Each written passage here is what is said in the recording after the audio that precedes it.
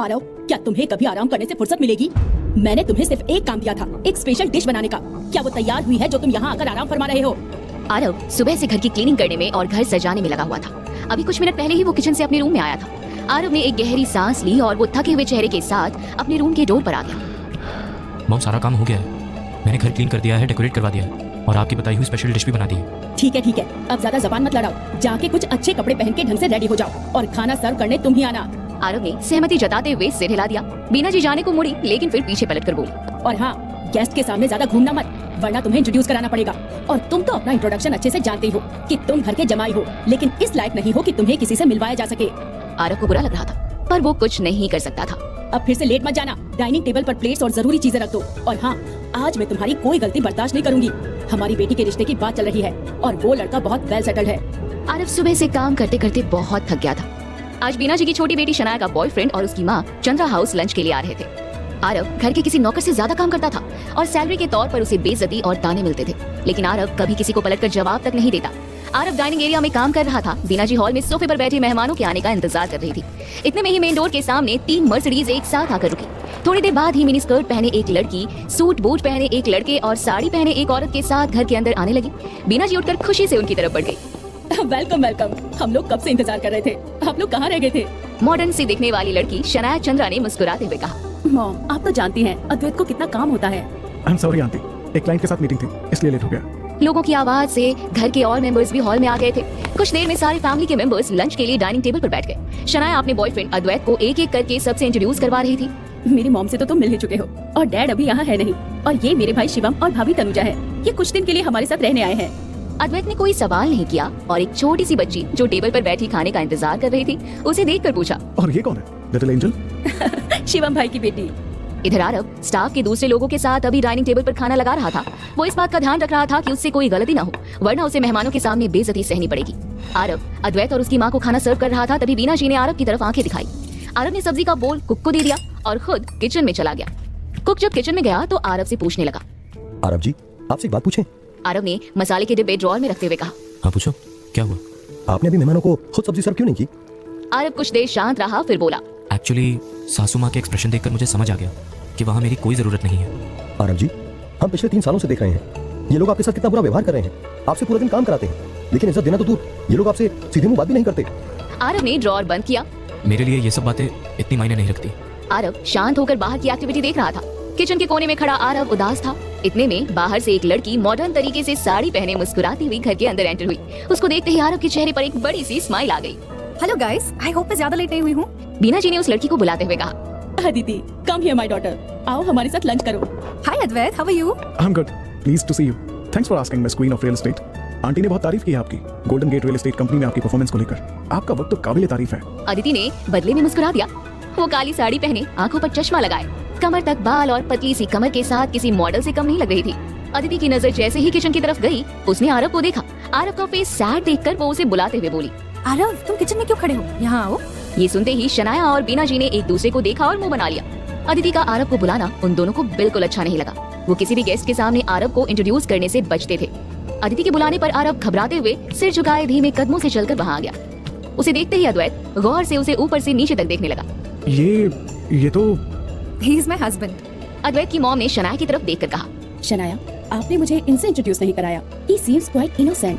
Aunty ये innocence का फायदा उठाकर काम चोरी करते हैं और यहाँ हमारी फैमिली में रहकर मुफ्त का खा रहे हैं। नाम तो इनका अंबानी है, पर है ये भिखारी। अद्वैत एक टक आरव को देखकर बोला, आई थिंक मैंने आपको कहीं देखा है। आप किस सेक्टर में काम करते हैं? आरव कुछ बोलता उससे पहले ही बीना जी जवाब देती हुई बोली, बेटा, ही इज जॉबलेस घर जमाई। अदिति अपनी माँ की बात को काटते हुए बोली, अद्वैत, आरव को कुकिंग का शौक है। ये मशरूम डिश इसने खुद बनाई है। शनाया प्लेट में लगी डिश को देखकर चिड़चिड़ाहट के साथ बोली, आई होप आज खाना अच्छा बना हो, वरना ये हमेशा घटिया खाना बनाते हैं। इतना कहकर शनाया ने मशरूम की डिश की एक बाइट ली, लेकिन अगले ही पल, ओह गॉड, सच अ डिस्गस्टिंग डिश। इतना कहकर वो उठ कर गई और उसने डस्टबिन में थूक दिया। आरव को पता था कि मशरूम की डिश अच्छी बनी थी, पर वो कुछ कह नहीं सकता था। उसे बुरा लग रहा था। शनाया की बात सुनकर अदिति ने जल्दी से डिश टेस्ट किया। शनाया, ये डिश तो अच्छी है। अद्वैत, तुम शनाया की बातों पर मत आना, ये तो ऐसे ही बोलती रहती है। तुम टेस्ट करो ना। आंटी, आप भी ट्राई कीजिए ना प्लीज। अद्वैत और उसकी मॉम ने एक साथ टेस्ट किया। अद्वैत की मॉम खुश होकर बोलती है, टेस्ट इतना भी बुरा नहीं है बेटा, इट इज गुड। मैंने काफी टाइम बाद ऐसा यूनिक टेस्ट ट्राई किया है। अदिति दी, आपको पता है अद्वैत की 2 5 स्टार होटल्स हैं। अद्वैत इतनी कम उम्र में कितना सक्सेसफुल है और एक तरफ हमारी जीजू हैं, जिन्हें मुफ्त की रोटियां तोड़ने के बाद भी सांस नहीं आती। शनाया अद्वैत के सामने आरव की इंसल्ट करती जा रही थी। तभी अद्वैत की मॉम ने शनाया की ओर देखा। उन्हें ये सब अच्छा नहीं लग रहा था। उन्होंने आंखों से ही शनाया को चुप रहने का इशारा किया तो वो चुप हो गई। अद्वैत, हमारे होटल में मेन शेफ के साथ की वैकेंसी है ना अभी? तुम आरव को क्यों नहीं देखते? आई थिंक ये बेस्ट होंगे उस रोल के लिए। Good idea mom. I think इससे अच्छी बात और क्या होगी कि आरव हमारे होटल के मेन कुक के साथ काम करे। क्यों आरव? आरव ने अदिति की तरफ देखा। अदिति ने इशारे से ही उसे मना किया। आरव अद्वैत की तरफ मुड़ा। Thanks but I can't accept this offer. ये बात सुनकर बीना जी ने आरव की ओर आंखें दिखाई। ये पिछले 3 सालों से जॉबलेस है, पर इसे शर्म नहीं कि कोई जॉब ढूंढे। Are you mad? तुम्हारी हैसियत भी है ना कहने की? मंथ की 2 लाख सैलरी का ऑफर तुम ठुकरा रहे हो। आरव ने कोई जवाब नहीं दिया। अद्वैत आरव से इम्प्रेस्ड था। वो अभी याद करने की कोशिश कर रहा था कि उसने आरव को पहले कहाँ देखा है। अद्वैत लंच के बाद अपनी मॉम के साथ वहाँ से चला गया। सभी लोग डाइनिंग एरिया से चले गए। अदिति आरव के साथ वहाँ बैठी थी। आरव, तुम शनाया की बातों को दिल पर मत लेना। और हाँ, मैं नहीं चाहती कि तुम किसी फैमिली मेंबर के अंडर काम करो और खुद को छोटा महसूस करो, इसीलिए मैंने जॉब के लिए ना कहा। आरव ने मुस्कुराते हुए अदिति का हाथ पकड़ा और बोला, डोंट वरी अदिति, मैं समझता हूँ एंड थैंक यू मुझे गेस्ट के सामने इंट्रोड्यूस कराने के लिए। अदिति आरव का मूड ठीक करने के लिए बोलती है। इसमें थैंक्स की क्या बात है? कोई माने या ना माने, तुम इस घर के मेंबर हो और इस बात से कोई डिनाई नहीं कर सकता। खैर, क्या आज रात तुम मेरे साथ मूवी पे चलोगे? हाँ अदिति, आज। आरव आगे कुछ बोल पाता इससे पहले ही उसके कानों में बीना जी की आवाज आई। रुको, मैं अभी आया। वो अदिति के पास से भागता हुआ बीना जी के रूम में गया। अदिति उसे भागते हुए देखती रह गई। आरव कितना परेशान रहता है। आई होप मैं उसकी लाइफ में थोड़ी सी खुशी ला पाऊँ। आरव, जब अद्वैत ने तुम्हें जॉब ऑफर की तो तुमने क्या सोचकर मना किया? तुम्हारी हैसियत भी थी कि तुम उसके सामने ना कर सको। अब मैं तुम्हें मुफ्त की रोटियां और नहीं खिला सकती। तुम किसी काम के नहीं हो। वो सासू माँ, मेरी कुछ पर्सनल प्रॉब्लम्स हैं जिस वजह से मैं जॉब नहीं कर सकता। Shut up. चाहती तो मैं भी नहीं हूँ कि तुम अद्वैत की कंपनी में जॉब करो और उसका रेपुटेशन खराब करो, लेकिन अब तुम्हारी ये बहानेबाजी और नहीं चलेगी। अब तुम्हारे पास 1 हफ्ते का टाइम है। या तो तुम जॉब ढूंढ लो या मेरी बेटी से तलाक ले लो। और ये मेरी लास्ट वार्निंग है। और तुम्हें अच्छे से पता है मेरे खिलाफ कोई नहीं जा सकता, अदिति भी नहीं। आरव कुछ बोल पाता इसके पहले ही बीना जी वहाँ से चली गई। अब ये क्या प्रॉब्लम है? अदिति मेरी वाइफ है, मैं उससे दूर नहीं रह सकता, मैं उसे खो नहीं सकता। मुझे कुछ करना पड़ेगा, लेकिन क्या? आरव परेशान होकर फैमिली मेंबर्स के ढेरों कपड़े पर प्रेस कर रहा था, लेकिन उसके दिमाग में बीना जी की धमकी गूंज रही थी। वो जॉब ढूंढने के बारे में सोच रहा था। वो परेशान था, लेकिन तभी उसके फोन पर एक घंटी बजी और आरव कॉल पिक करके बोला, हेलो। दूसरी तरफ से एक आवाज आई। ये सुन आरव ने हाथ में पकड़ी प्रेस छोड़ दी और उसकी आंखों में चमक आ गई। What? वो आगे कुछ बोलता इससे पहले ही उसने देखा कि कोई उसकी रूम के बाहर खड़ा है। वो हड़बड़ा गया। I don't know about this. Please don't call me again.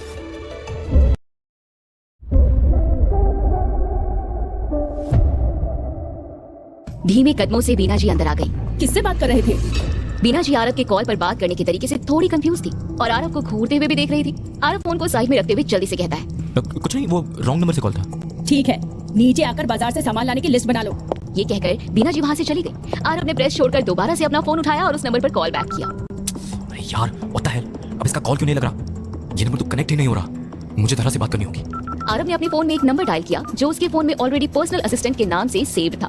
Call connect होते ही वो हड़बड़ाते हुए बोली, हेलो धरा, मैं तुमसे मिलना चाहता हूँ। दूसरी तरफ से धरा ने कॉल पिक किया। वो आरव के कॉल करने से सरप्राइज थी। आज आरव ने उसे 3 साल बाद कॉल किया था। श्योर सर, कहाँ मिलना है? वो मुझे ब्लैक रॉयल कार्ड एक्टिवेशन के बारे में पूछना है। श्योर सर, मुझे पता चल गया कि मुझे क्या करना है। Great, I'll send you the meeting address. Aarav ने कॉल कट कर दिया और धरा को एड्रेस टेक्स्ट करके दोबारा से जल्दी जल्दी कपड़ों में प्रेस करने लगा। इस कॉल से आरव बिल्कुल शॉक्ड हो गया था।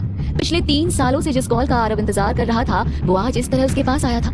अब इसमें कितनी सच्चाई थी ये बात वो जल्द से जल्द पता लगाना चाहता था।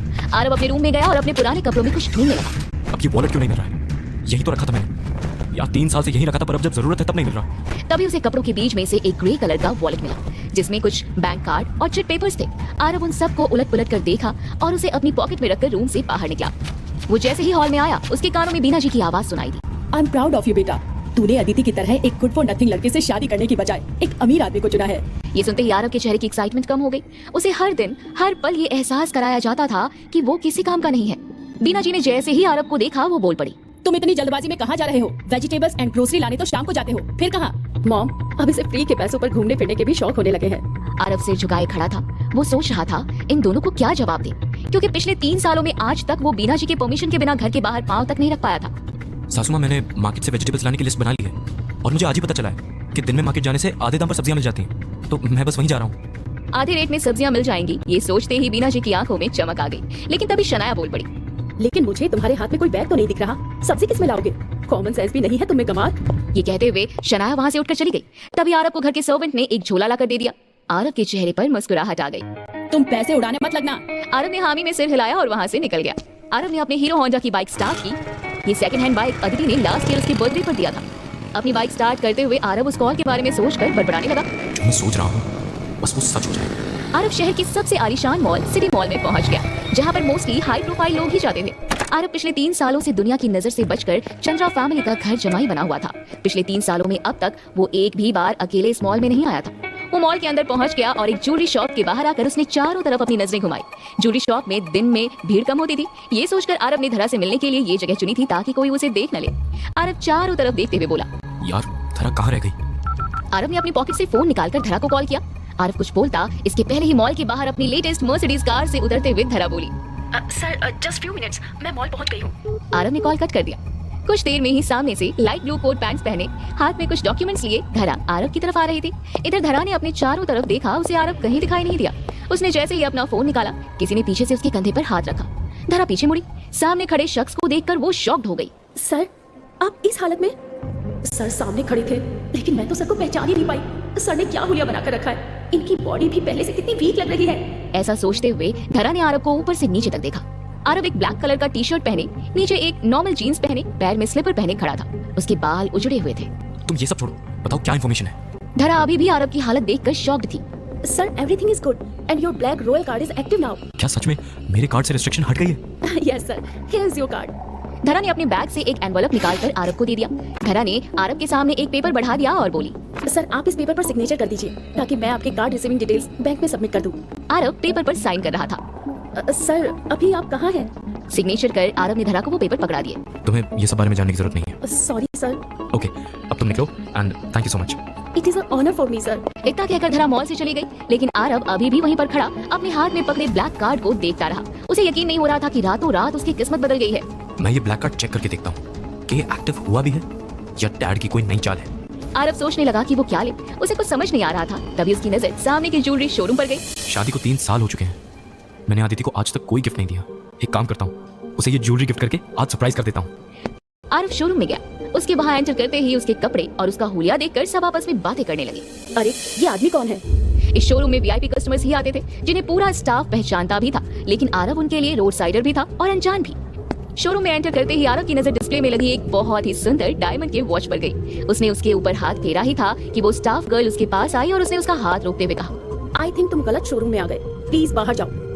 आरव ने उसकी तरफ एक नजर घुमाई और अपनी आवाज में ठहराव लाते हुए बोला, मुझे ये डायमंड वॉच देखनी है। वो लड़की आरव को अजीब तरह से देखते हुए बोली, sir it is not an ordinary watch, ये 50 लाख की है, इसे अफोर्ड करना आपके लिए मुश्किल होगा। आरव ने हैरानी से उसकी तरफ देखा। वो इतनी महंगी वॉच खरीदने तो नहीं आया था, लेकिन जिस तरीके से स्टाफ ने उससे बात की थी वो हैरान हो गया। अरे आप ये वॉच मुझे दिखा दीजिए, मैं इसे खरीदूंगा। वो लड़की आरव को इग्नोर करते हुए बोली, सर मैं ये वॉच ऐसे ही किसी को नहीं दिखा सकती, हमारी मैम गुस्सा करेंगी।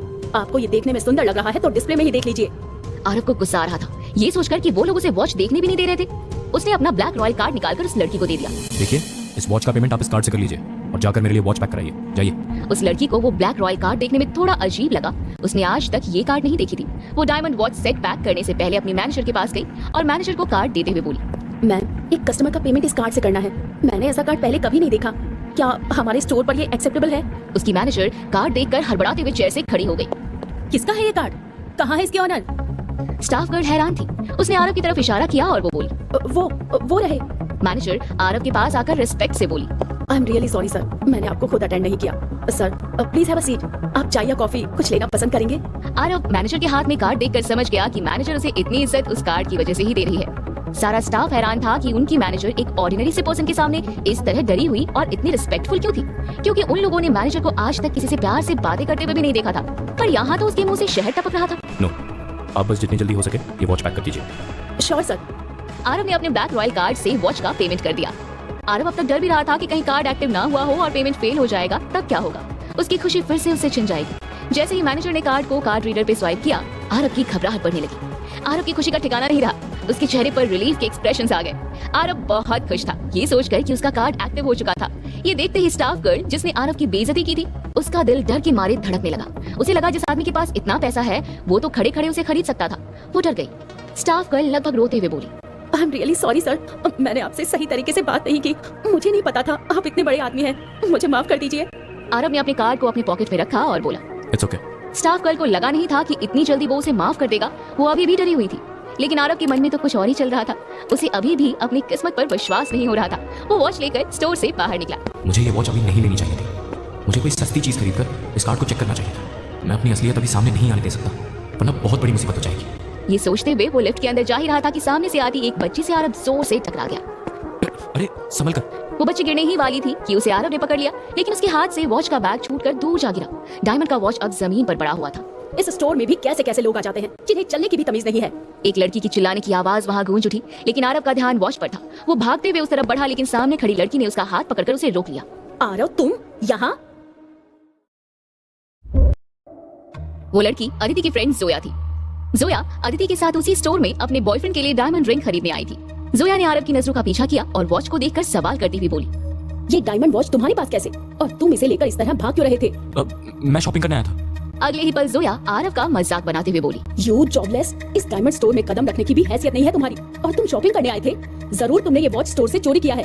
तब तक पीछे से अदिति भी आ गई। वो अपने फेस से ब्लैक गॉगल हटाते हुए सरप्राइज होकर आरव की ओर देखकर बोली, आरव तुम यहाँ क्या कर रहे हो? और क्या करेगा, स्टोर से वॉच चोरी करके भाग रहा था। वो तो मैंने देख लिया, वरना अब तक ना जाने कहाँ भाग गया होता। आरव तुम्हारे पास ये वॉच, क्या तुमने सच में चोरी की है? आदिति मैंने कोई चोरी नहीं की है। तुम इस वॉच के पेमेंट की रिसिप्ट देख सकती हो। अदिति ने रिसिप्ट देखा, वो शॉक्ड रह गई। अदिति बोली, आरव ये वॉच 50 लाख की है, इतना सारा पैसा तुम्हारे पास कहाँ से आया? या तो आरव ने स्टोर से चोरी की है, या तो तुम्हारा बैंक बैलेंस उड़ा लिया होगा। इसलिए मैं तुमसे इस लड़के से डिवोर्स लेने की बात करती हूँ। चुप मत रहो आरव, प्लीज स्पीक अप। इतना सारा पैसा तुम्हारे पास कहाँ से आया? जोया पेमेंट रिसिप्ट उलट पलट कर देखते हुए बोली, ये रिसिप्ट डुप्लीकेट भी हो सकती है, हमें स्टोर के अंदर जाकर कंफर्म करना होगा। कहीं कोई चोरी तो नहीं हुई है, वरना इसका तो कुछ नहीं होगा, बस तेरी फैमिली का नाम खराब होगा। ये सुनकर आरव परेशान हो गया। उसे समझ नहीं आ रहा था कि वो क्या करे। ओह माय गॉड, अगर ये लोग अंदर गए तो इन्हें पता चल जाएगा कि मैंने पेमेंट कार्ड से किया है। अब मैं क्या करूं? अदिति को जोया की कोई बात सुनाई नहीं दे रही थी। इतना महंगा डायमंड। वैसे तो आप स्मार्ट हो, पर अगर गलती से सब्सक्राइब करना भूल गए हो तो अभी कर लो प्लीज, एंड बेल आइकन भी दबा देना, नहीं तो अगली स्टोरी मिस कर दोगे। देखो, जितना ज्यादा सपोर्ट मिलेगा उतनी जल्दी नए एपिसोड्स आएंगे, तो अब दोस्तों को भी बुलाओ और मिलके हमें सपोर्ट करो। महंगा डायमंड वॉच आरव के हाथों में देखकर उसके होश उड़ गए थे। वो शॉक थी। इधर जोया ने आरव को बोलने का कोई मौका नहीं दिया और उसका हाथ पकड़कर स्टोर के अंदर खींच लाई। बताओ आरव, तुमने किस काउंटर से ये डायमंड वॉच खरीदा था? आरव ने काउंटर्स की तरफ देखा। वो सच नहीं बोल सकता था। उसकी नजर काउंटर नंबर 2 पर गई। वहाँ कोई भी नहीं था। काउंटर नंबर 2 से। आरव लेकिन काउंटर नंबर 2 पर तो कोई है ही नहीं। लेकिन कुछ देर पहले वहाँ पर 2 लड़कियां और एक मैनेजर थी। तुमने काउंटर नंबर 2 इसलिए बताया क्योंकि वहाँ पर कोई नहीं है, तो तुम्हें लगा कि मैं किसी से पूछूंगी भी नहीं। लेकिन ध्यान रखो, मेरा दिमाग और नॉलेज दोनों तुमसे ज्यादा है। जोया तेज कदमों से रिसेप्शन टेबल पर जाती है और वहाँ पर सारे काउंटर के लोगों को अटेंशन बोलते हुए माइक पर बोलती है, अटेंशन डियर सेल्स गर्ल्स, सभी अपने काउंटर्स में चेक कीजिए, कहीं किसी के शॉप से कोई डायमंड का वॉच तो चोरी नहीं हो गया जिसकी कीमत 50 लाख है। चोरी का नाम सुनकर स्टोर में चारों तरफ अफरा तफरी मच गई। अब आरव को सिचुएशन हाथ से फिसलती हुई दिखाई दे रही थी। उसे लग रहा था कि उसका सच अब सामने आ जाएगा। ये सारी चीजें देखकर अदिति बहुत टेंशन में आ गई। जोया के पास कुछ स्टाफ गर्ल्स आई और जोया से पूछने लगी, मैम, आपको चोरी की खबर कहाँ से मिली? क्या ये सच में हमारे स्टोर में चोरी हुई है? मैं श्योर नहीं हूँ, लेकिन हो सकता है कि 50 लाख का डायमंड वॉच काउंटर नंबर 2 से चोरी हुआ हो, जो अभी इस लड़के के हाथ में है। ये कहते हुए जोया ने आरव की तरफ पॉइंट किया। ये दिखने में तो मामूली आदमी ही लग रहा है, जरूर इसने वॉच चोरी किया होगा। वो लड़कियां आरव के हाथ से वॉच छीनने लगती हैं। लड़कियों को भी छीनते हुए देखकर आरव खुद ही वो बैग छोड़ देता है। Get out idiot. अदिति तुम कुछ बोलती क्यों नहीं? मैंने ये चोरी नहीं की है। मैं क्या बोलूं, मुझे खुद कुछ समझ नहीं आ रहा कि ये सब क्या हो रहा है। आरव को अब ये सब ज्यादा लग रहा था। उसे इंसल्टिंग फील हो रहा था। उसने जोया की आंखों में सीरियसली देखते हुए कहा, तुम्हें डायमंड वॉच के बारे में जानने का इतना ही शौक है ना, तो अभी काउंटर नंबर 4 की मैनेजर को बुलाओ। जोया मैनेजर को बुलाने के लिए स्टाफ से रिक्वेस्ट कर रही थी। इतने में उसका बॉयफ्रेंड रजत गिल पीछे से जोया के कंधे पर हाथ रखकर पूछने लगा, What happened, babes? तुम तो यहाँ रिंग चूज करने आई थी ना, इतना परेशान क्यों हो? मेरी इनोसेंट फ्रेंड के हस्बैंड ने शायद इस स्टोर से वॉच चोरी कर लिया है। Oh God, you mean Aditi's husband is a thief? Shut up Rajat, it's not proven yet. कुछ देर बाद काउंटर नंबर 4 की मैनेजर वहाँ आती है और आरव को दोबारा से स्टोर में देखकर उसे स्माइल के साथ कहती है, सर बताइए, मैं आपकी क्या हेल्प कर सकती हूँ? मैं जानना चाहती हूँ क्या ये वॉच इन्होंने पेमेंट करके खरीदा है या फिर चोरी किया है? Madam, I am really sorry, but आपने बेवजह इस वॉच की चोरी की खबर हमारे स्टोर में फैला रखी है। ये तो सर ने कुछ देर पहले ही अपनी वाइफ के लिए खरीदा है। जोया के तो चेहरे का रंग उड़ गया। वहीं आरव के पास आखिर 50 लाख रुपए कहाँ से आए, ये सोचकर अदिति के फेस पर चिंता की लकीरें खिंच गई। मैनेजर और बाकी स्टाफ गर्ल्स वहाँ से चली गई। मामले को सलटते देखकर जोया को बहुत चिढ़ाने लगी। वो इतनी आसानी से आरव को बिना इंसल्ट किए जाने नहीं दे सकती थी। जोया ने अपने बॉयफ्रेंड का हाथ इतराते हुए पकड़ा और बोली, देख अदिति, रजत कितना वेल सेटल्ड है। क्या तुम्हें पता है कि रजत जिस कंपनी में जॉब कर रहा है वो एक मल्टीनेशनल कंपनी है? रजत ने अपनी घड़ी संभालते हुए जोया से कहा, जोया, तुमने मुझसे पूछा था कि मैंने अब्रॉड में जॉब के टाइम पर कौन सी वॉच खरीदी थी। अपने हाथ की घड़ी दिखाते हुए रजत आरव की इंसल्ट करने लगा। अदिति ने भी जब उसकी वॉच को देखा तो चौंकते हुए बोली, सच Zoya, this watch is so expensive. Aarav ने जैसे ही रजत के हाथ में बंधी घड़ी की तरफ देखा तो उसके मुंह से निकल गया, ये तो ओरिजिनल ब्रांड का डुप्लीकेट वॉच है। रजत ने जब ये सुना तो उसने आंखें निकालते हुए आरव की ओर देखकर बोला, तुम्हें ब्रांड के बारे में क्या नॉलेज है? कभी किसी ब्रांडेड स्टोर में गए भी हो? आरव, तुम कुछ देर पहले इनोसेंट प्रूव हो गए तो क्या कुछ भी बोलोगे? चोरी ना करने से ये बात बदल नहीं जाती कि तुम एक जॉबलेस घर जमाई हो जो अपनी बीवी से पॉकेट मनी लेता है। अदिति को जोया पर गुस्सा आ गया और वो भौंस समेट कर बोली, इसकी वॉच को डुप्लीकेट कहा है तो वो इसे साबित भी करेगा। आरव बताओ, ये वॉच डुप्लीकेट है, तुमने कैसे पहचाना? अदिति, इस कंपनी की ओरिजिनल वॉच की सुइयों का डिजाइन हमेशा स्ट्रेट और गोल्डन होता है, लेकिन रजत की पहनी हुई इस वॉच की सुइयों की बनावट और रंग दोनों ही डिफरेंट है, और ओरिजिनल वॉच की तरह डायल के बीच में बना हुआ कंपनी का लोगो भी नहीं है। इतना कहकर आरव चुप हो गया और अदिति शॉक्ड हो गई। आरव को फॉरेन ब्रांड्स के बारे में कितनी नॉलेज है, लेकिन कैसे? जोया और रजत दोनों आरव की नॉलेज से दंग रह गए। अब उनके पास कहने को कुछ नहीं रह गया था, इसलिए जोया रजत के हाथ को पकड़कर बोली, कम ऑन बेबी, आरव की बातों को ज्यादा माइंड मत करो, ये कुछ भी बोल रहा है। एक किचन संभालने वाले को इंटरनेशनल ब्रांड्स के बारे में क्या नॉलेज होगी? अदिति आरव को सपोर्ट करते हुए बोली, Zoya, Aarav is right here. Maybe this watch is a first copy of original but it's not a branded watch. Let's come with me Zoya, I don't want your friends company. Zoya Rajat के साथ ring लेने diamond store चली गई। जोया के चले जाने के बाद आरव से पूछती है, आरव, तुम्हें ब्रांडेड वॉच के बारे में इतनी जानकारी कैसे है? जब मैं अपनी अंबानी फैमिली के साथ रहता था तो हमेशा इंटरनेशनल ब्रांड्स की वॉच और कपड़े पहनता था। आज मेरी किस्मत ने मुझे क्या बना दिया है। बताओ आरव, तुम्हें इंटरनेशनल ब्रांड्स के बारे में कैसे पता है? वो मैंने ब्रांड के बारे में शनाया और अद्वैत को बात करते हुए सुना था। आरव की बात सुनकर अदिति के चेहरे पर एक बड़ी सी स्माइल आ गई। उसे ये भी लगा कि आरव उसके फैमिली की हर बात कितने ध्यान से सुनता है। आरव, चलो घर के लिए निकलते हैं। आज रात डिनर का प्लान तो वैसे मैंने बाहर का बनाया था, लेकिन आज ऑलरेडी इतना कुछ हो चुका है, तो हम बाहर फिर कभी चलेंगे, ओके? या श्योर। आरव बाइक के पास आ गया और अदिति को वॉच की वो बैग दिया। अदिति, ये वॉच अपने पास ही रखो, ये मैंने तुम्हें सरप्राइज करने के लिए खरीदी थी, पर तुम्हारी दोस्त ने सब बर्बाद कर दिया। वॉच को देखते ही अदिति ने आरव से सीरियस होकर पूछा, क्या तुम मुझे बता सकते हो कि इतना सारा पैसा तुम्हारे पास कहाँ से आया? अब वो मैं जब शाम को सब्जियां लेने जाता हूँ तो हर बार एक लॉटरी का टिकट ले लेता हूँ। बस इस बार लॉटरी विनर में मेरा नाम आ गया, तो मैंने सोचा उन पैसों से तुम्हारे लिए कुछ ले लूँ जिससे तुम्हें सरप्राइज कर सकूँ। अदिति की आंखें खुशी से चमक जाती है। That's great news, Aarav. तुम्हें ये बात मुझे पहले बतानी चाहिए थी, तो हम इन पैसों को सेविंग्स में जोड़कर अपने लिए एक सेपरेट फ्लैट भी खरीद सकते थे, जिससे तुम्हें मेरे मॉम डैड के तानों से छुटकारा मिल सकता था। डोंट वरी अदिति, मैं भी अब जॉब करूंगा और फिर हम दोनों मिलकर अपने सारे सपने पूरे करेंगे। यस हनी, पर क्या तुम सच में जॉब करना चाहते हो? क्या तुम्हारी बैक इंजरी अब ठीक है? मेरे साथ हुए उस हादसे की वजह से तुम्हारी लाइफ कितनी मुश्किल हो गई आरव, और अब मैं तुम्हारे लिए कुछ भी करूँ वो सब कम है, नहीं चुका सकती। आरव अदिति के हाथ पकड़कर बोला, तुम्हारा साथ मेरे लिए सबसे बड़ी ताकत है अदिति, मैं सब सह लूंगा अगर तुम साथ हो। बड़े प्यार से देखा। आरव पिछले 3 साल से अदिति के साथ था, जब से उसके डैड ने उसे घर से निकाला था तब से। 3 साल पहले रात 10 बजे एक रात अदिति ऑफिस से घर जा रही थी, तभी उसे कुछ शराबी बदमाशों ने घेर लिया था। Help help! आरव के कानों में जब चिल्लाने की आवाज गई तो वो इस आवाज का पीछा करते हुए अदिति के पास पहुंचा तो उसने देखा 3-4 लड़के जो अदिति को जमीन पर गिराकर उसका रेप करने की कोशिश कर रहे थे। अदिति के कपड़े बुरी तरह से फटे थे। आरव ने उसे अपनी शर्ट उठाकर उन लड़कों से फाइट की। उनमें से एक शराबी ने आरव की पीठ में रॉड घुसेड़ दी थी, जिससे आरव की बैक साइड पूरी तरह से इंजर्ड हो गई थी। महीनों तक आरव हॉस्पिटलाइज्ड रहा और अदिति ने दिन रात उसका ख्याल रखा। उसी दौरान इन दोनों के बीच प्यार हो गया और घर वालों के खिलाफ जाकर अदिति ने आरव से शादी कर ली और अब दोनों साथ थे। अदिति और आरव मॉल से निकल गए। आरव ने अपनी बाइक स्टार्ट की और अदिति को पीछे बिठाकर घर की तरफ मुड़ गया। तभी वहाँ खड़ी एक फॉर्च्यूनर के अंदर बैठे आदमी ने अपनी खिड़की नीचे की और आरव को देखते हुए किसी को कॉल लगाकर बोला, मैम, आपने जिस आदमी का फोटो भेजा था, कहीं ना कहीं उसकी शक्ल से मिलता हुआ आदमी मनाली के सिटी मॉल से अभी जस्ट बाहर निकला है। उधर से आवाज आई, उनका पीछा करो और देखो वो कहाँ तक जा रहा है। Sure ma'am. फोन काट कर वो आदमी आरव का पीछा करने लगता है।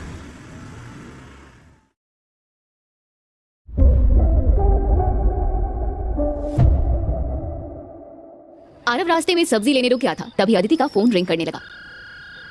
तुम खरीदारी करो, मैं एक इंपॉर्टेंट कॉल अटेंड करके आती हूँ। ठीक है, जल्दी आना।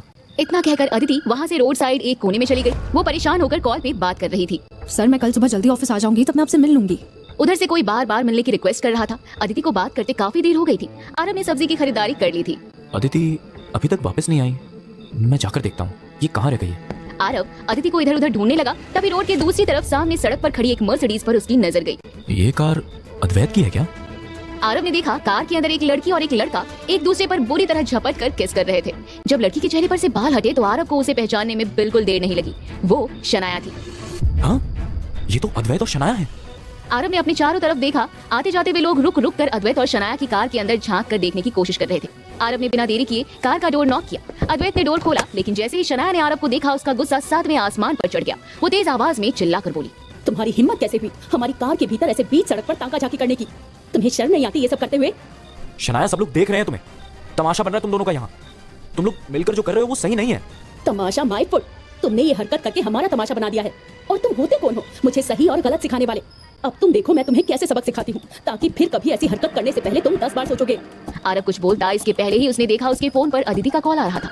आरव कॉल रिसीव करते हुए बोला, हेलो, हाँ अदिति, तुम कहाँ हो? शनाया ने जैसे ही आरव के मुंह से अदिति का नाम सुना, उसने अद्वैत का हाथ थपथपाया और धीमी आवाज में बोली, अद्वैत, इससे पहले कि अदिति दी यहाँ आए और तमाशा हो, प्लीज चलो यहाँ से। जब तक आरव अदिति का कॉल कट करता, उससे पहले ही उसकी नजर वहां से निकलती मर्सिडीज पर पड़ी। चलो, कम से कम यहाँ से तो गए दोनों। कुछ देर बाद आरव अदिति के साथ घर पहुंच गया था। रास्ते पर उसने अदिति से शनाया के बारे में कुछ नहीं कहा, क्योंकि उसने देख लिया था कि अदिति ऑलरेडी परेशान लग रही थी। लेकिन अब उसे शनाया के बारे में डिस्कस करना जरूरी लगा, ताकि अगर शनाया घर में कोई सीन क्रिएट करे तो अदिति को इस बारे में पहले से पता हो, वरना वो आरव को ही गलत समझेगी। अदिति, अभी बाजार में मैंने देखा कि कार में बैठे शनाया और अद्वैत दोनों किस कर रहे थे। क्या बोल रहे हो आरव? अगर वो यहाँ होती तो मुझे क्यों नहीं दिखती? तुमने किसी और को देख लिया होगा। ट्रस्ट मी अदिति, शनाया बहुत चालाक है। उसने जैसे ही देखा कि मैं तुम्हें बुलाने वाला हूँ, वो वहाँ से निकल गई और अभी तक तो वो घर भी पहुँच गई होगी। अंदर चलते हैं, हम ये बात शनाया से वहीं डिस्कस कर लेंगे। घर के अंदर आते ही अदिति ने तेज आवाज में शनाया को हॉल में बुलाया। शनाया और बीना जी एक ही रूम से बाहर आई। तभी अदिति ने शनाया से पूछा, क्या तुम अभी मूवी हॉल रोड पर अद्वैत के साथ कार में किस कर रही थी? नहीं, मैं अद्वैत के साथ थी, पर उस तरफ नहीं गई। क्यों, क्या हुआ? अदिति ने आंखें दिखाते हुए आरव की तरफ देखा। तभी आरव हैरान होकर शनाया से कहने लगा, शनाया, तुम झूठ क्यों बोल रही हो? जब अदिति का कॉल आया तो तुम वहाँ से निकल गई, लेकिन उससे पहले तो तुम वहीं थी ना। एक तो तुम ये सब हरकतें करके फैमिली का नाम बदनाम कर रही हो और ऊपर से झूठ भी बोल रही हो। काफी दिनों बाद आरव ने इस घर में पलटकर जवाब दिया था। ये देखकर बीना जी बिल्कुल शॉक्ड हो गई। Aarav, shut your mouth. बदनाम वो नहीं, तुम कर रहे हो हमें। तुम्हारे जॉबलेस होने की वजह से मुझे और मिस्टर चंद्रा को कितना एम्बैरेस होना पड़ता है। एंड सेकंड थिंग, अगर शनाया ने अद्वैत को किस किया भी होगा तो क्या हुआ? कोई प्रॉब्लम है तुम्हें? वो दोनों जल्द ही शादी करने वाले हैं। अद्वैत एक वेल सेटल्ड लड़का है और तुम उससे जेलस हो, इसीलिए तुम बस इस तरह की कहानियां बना रहे हो। आरव, किसी के कैरेक्टर पर इल्जाम लगाने से पहले प्रूफ रखा करो। मुझे तुमसे ये उम्मीद नहीं थी कि तुम शनाया के लिए ये सब बोलोगे। अदिति गुस्से में अपने रूम की ओर चली गई। आरव अब कुछ नहीं बोल सकता था, क्योंकि उसके पास सच में कोई प्रूफ नहीं था। अगले दिन अदिति अपने ऑफिस जाने के लिए तैयार हो रही थी। आरव अदिति का ब्रेकफास्ट डाइनिंग टेबल पर लगा रहा था। अदिति कल रात की बात के लिए अब भी उससे नाराज थी। आई एम सॉरी अदिति, मुझे बिना सबूत के वो सब नहीं कहना चाहिए था। अदिति जो अपनी साड़ी में पिन लगा रही थी, उसने आरव की तरफ मासूमियत से देखा और चलती हुई उसके पास आ गई और उसके सामने आकर उसके हाथों को अपने हाथ में लेकर बोली, तुमने जो कहा गलत नहीं था। वो सच होगा भी तब भी कुछ बदलेगा नहीं। आरव, मैं नहीं चाहती कि मेरी फैमिली बेवजह तुम्हें डांटती रहे, सुनाती रहे। तुम्हें कोई कुछ भी बोलता है ना तो मुझे बहुत बुरा लगता है, इसलिए मैं नहीं चाहती कि ये सब बार बार रिपीट हो। आरव ने हाँ में सिर हिला दिया। तभी बीना जी कमरे में आई। मैंने अद्वैत से कहकर तुम्हारे लिए एक जॉब देखी है। कंपनी अद्वैत के दोस्त की है, एक स्टार्टअप है और तुम्हारा भी एक्सपीरियंस कुछ है नहीं, फिर भी जॉब तुम्हें मिल रही है। तुम रेडी हो जाओ और आज से ही ऑफिस ज्वाइन करो। आरव और अदिति ने एक दूसरे को देखा। वो दोनों ही हैरान थे। अदिति कुछ कहते इससे पहले ही बीना जी ने कहा, और हाँ, इस बार कोई एक्सक्यूज मत देना, वरना जानते हो मुझे अच्छा नहीं लगेगा। ये कहते हुए वो आरव के पास आई और उसके हाथ में एक एनवलप थमा दिया। ये रहा तुम्हारा ज्वाइनिंग लेटर। अद्वैत ने कल रात शनाया के हाथ ये जॉब ऑफर भिजवाया है, पर तुम्हारे नाटक की वजह से वो तुम्हें देना भूल गई थी। अदिति मुस्कुराते हुए एनवलप लेकर बोली, आरव, ये तो गुड न्यूज है। हमें अद्वैत को थैंक्स बोलना चाहिए और शनाया को भी, उसने इतना सोचा हमारे बारे में। मॉम, इस जॉब में कितनी सैलरी मिल जाएगी? शनाया पीछे से आकर मुस्कुराते हुए बोली, दी, थैंक्स बोलने की कोई जरूरत नहीं है। और रही बात सैलरी की, तो इनका एकेडमिक स्कोर भी बहुत अच्छा नहीं है। फिर भी अद्वैत ने 20,000 पर मंथ की सेल्समैन की जॉब ऑफर की है। आरव, ऑफिस जाने के लिए तैयार हो जाओ, आज तुम्हारा पहला दिन है और हम साथ में चलेंगे। आरव के चेहरे पर खुशी नहीं थी, लेकिन वो सोच रहा था इन लोगों को खुश करने के लिए उसे ये जॉब करनी पड़ेगी। आरव रूम से तैयार होकर आया और अदिति के साथ अपनी सेल्समैन की जॉब के लिए निकल पड़ा। अदिति अपने ऑफिस चली गई और आरव अपनी बाइक से अपने ऑफिस के लिए निकल गया। आरव ऑफिस गया तो उसे पता चला आज उसकी ब्रांच में रेनोवेशन हो रहा है, इसलिए आज सारा काम बंद है। वो तुरंत ही घर वापस जाने के लिए निकला, लेकिन फिर उसे बीना जी का ख्याल आया। ऑफिस का पहला दिन और घर जल्दी वापस जाना मतलब सासू माँ की डांट और सवालों का सामना करना। इससे अच्छा तो मैं हाफ डे बाहर रहूं और लंच के बाद ही घर वापस जाऊं। आरव वहां से सीधे पास के ही रेस्टोरेंट में गया, जहां काफी देर तक शांति से अकेले बैठने के बाद उसने कुछ ऑर्डर किया। उसे आज यहाँ अकेले बहुत सुकून मिल रहा था, वरना पिछले 3 साल से उसकी जिंदगी जैसे बस भाग ही रही थी। वो अपने सोच में गुम था। तभी उसके फोन पर किसी का कॉल आया। आरव ने स्क्रीन पर देखकर हैरान होकर कहा, इस वक्त अदिति मुझे क्यों कॉल कर रही है? मेरे ऑफिस का पहला दिन है, इसलिए शायद फिक्र कर रही होगी। ये सोचकर ही आरव ब्लश करने लगा। आरव ने कॉल रिसीव किया। हाँ अदिति, मुझसे दूर रहो, तुम मेरे पास मत आओ। आरव आगे कुछ बोलता, इसके पहले ही उसे दूसरी तरफ से अदिति के चिल्लाने की आवाज आई। आरव की तो होश उड़ गए। Aditi, Aditi are you okay? Hello. Aarav ने कई बार पूछा, लेकिन अदिति की उधर से कोई आवाज नहीं आ रही थी और फिर अचानक कॉल कट हो गया। अदिति तो ऑफिस में है, फिर वो किसे खुद से दूर रहने कह रही है? कहीं कोई उसके साथ बदतमीजी तो नहीं कर रहा? ये सोचते हुए ही आरव के एक्सप्रेशंस डार्क हो गए। उसने अपनी बाइक की चाबी उठाई और रेस्टोरेंट से बाहर निकल गया। आरव बाइक से सीधे अदिति के office golden Gate real estate के बिल्डिंग के सामने पहुंचा। वो अंदर जा ही रहा था कि तभी उसकी नजर बिल्डिंग के अंदर से भागती हुई बाहर आती एक लड़की पर पड़ी, जिसके कपड़े कई जगह से फटे हुए थे, उसके बाल बिखरे हुए थे। अदिति, आरव उसके पीछे जाने को हुआ, लेकिन फिर कुछ सोच कर रुक गया। उसकी आंखों में गुस्सा साफ दिखाई दे रहा था। उसे समझते देर नहीं लगी कि अदिति के साथ क्या हुआ था। आरव सीधा बिल्डिंग में चला गया और किसी तोप की तरह सीधे सेल्स एम्प्लॉइज के केबिन में पहुंचा। उसे देखते ही अदिति की फ्रेंड जोया दौड़कर उसके पास आई। आरव जोया को देखते ही पूछता है, अदिति के साथ ये सब किसने किया? जोया अदिति के लिए सच में परेशान थी। उसने कहा, अदिति और बॉस के बेटे सूर्या के बीच बहुत बहस हो रही थी, जितना हम एम्प्लॉइज बाहर से सुन और समझ पा रहे थे। जब अदिति सर के केबिन से बाहर निकली तो उसके कपड़े फटे हुए थे। मेरे लाख पूछने पर भी उसने कुछ नहीं बताया। जोया कुछ सोचकर आगे बोली, सूर्या अदिति को लाइक करता है। पहले भी कई बार उसने अदिति के पास आने की कोशिश की है और वो चाहता है कि अदिति तुम्हें तलाक देकर उससे शादी कर ले। आरव को तो जैसे एक के बाद एक शॉक मिल रहे थे। उसे समझ नहीं आ रहा था कि ये सब क्या हो रहा था। तभी उसने कहा, सूर्या कहाँ है? अदिति के ऑफिस से चले जाने के बाद सूर्या भी गुस्से में बाहर चला गया था। इस बारे में तुम उनके डैड मिस्टर रणवीर पोद्दार से बात कर सकते हो, क्योंकि सूर्या किसी का कॉल नहीं उठाता। आरव गुस्से में भर गया था। वो कंपनी के मैनेजर के केबिन में घुस गया और सामने बैठे मैनेजर, जो 50 साल का होगा, उसकी तरफ गुस्से से घूरते हुए कड़क लहजे में कहा, इस कंपनी के ओनर को अभी यहाँ बुलाओ, वरना मैं इस कंपनी को बर्बाद कर दूंगा। और मैं अपनी बात रिपीट नहीं करता, तो अभी फोन लगाओ बिना कोई सवाल किए। मैनेजर आरव के चेहरे पर गुस्से से भरी आग साफ देख पा रहा था। वो इस तरह की धमकी का मतलब साफ जानता था। आरव की धमकी और उसके लहजे से साफ पता चल रहा था कि वो जो बोल रहा है वो कर भी सकता है। उसने डरते हुए अपने रणवीर को कॉल लगाया। कंपनी के ओनर और सूर्या के डैड रणवीर अभी एक बहुत इंपॉर्टेंट मीटिंग में बैठे थे और उन्हें मैनेजर का कॉल आया। उन्होंने जैसे ही कॉल रिसीव किया, सर आप तुरंत ऑफिस पहुंच जाइए, क्योंकि आपसे मिलने के लिए कोई बहुत इंपॉर्टेंट पर्सन ऑफिस में आपका वेट कर रहे हैं। मैं मीटिंग के बीच में हूँ, मैं मीटिंग कैसे छोड़ दूँ? दूसरी ओर से आवाज आती है, सर अगर आप अभी ऑफिस नहीं आए तो ये पर्सन कह रहे हैं कि हमारी कंपनी को इसका बहुत भारी नुकसान उठाना पड़ेगा।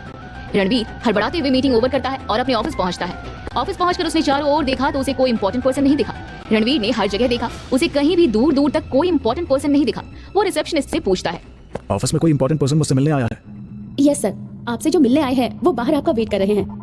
रणवीर ने रिसेप्शनिस्ट के बताए डायरेक्शन में देखा। वहाँ एक आदमी बहुत ही साधारण कपड़े में खड़ा था। वो आरव था। आरव को चीप कपड़ों में देखकर रणवीर को समझ आ गया कि वो कोई बड़ा आदमी नहीं है और ये सोचते ही उसका गुस्सा 7वें आसमान पर जाने लगा। रणवीर रिसेप्शनिस्ट को ऑर्डर देते हुए बोला, ये ऑर्डिनरी सा दिखने वाला आदमी इंपॉर्टेंट पर्सन दिख रहा है। इसने मेरी मीटिंग खराब की है, इसे अभी के अभी कैबिन में बुलाओ। रिसेप्शनिस्ट ने ऐसा ही किया। कुछ देर बाद आरव रणवीर के केबिन में एंटर करता है। उसने रणवीर को ऊपर से नीचे तक घूरते हुए देखा। वो कोई मिडिल एज आदमी था। कुर्ता और पजामे के साथ हैवी जैकेट उसे बहुत रौबदार दिखा रहे थे।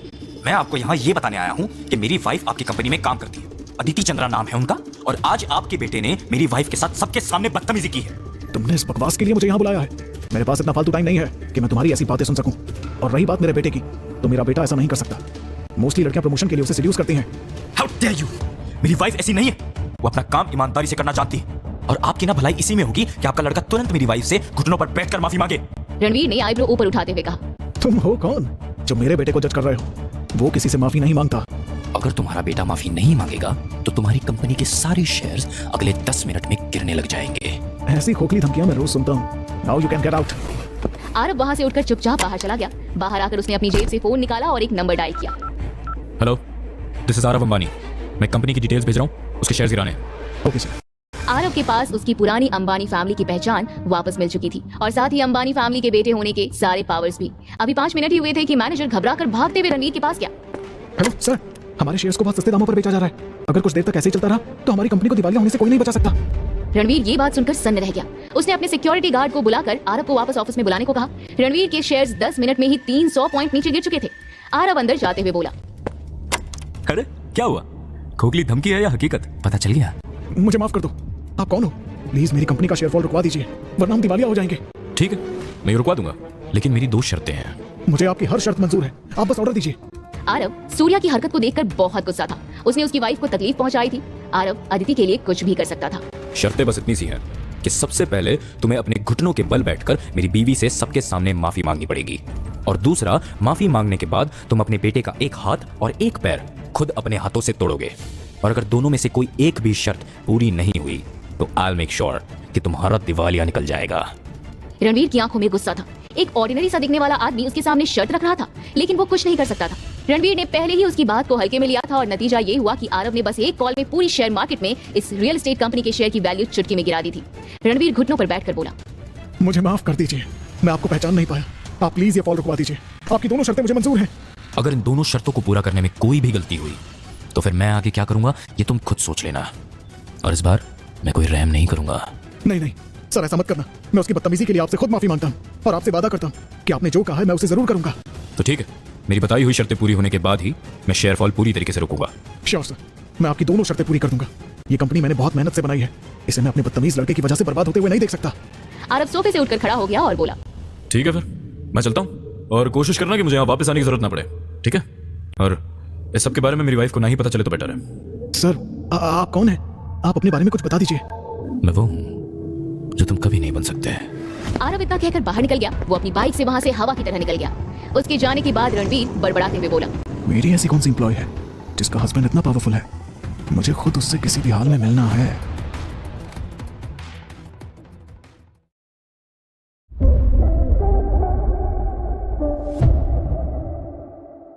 आरव जब घर वापस आ गया तो उसने देखा आज बीना जी ने खुद डिनर प्रिपेयर किया था।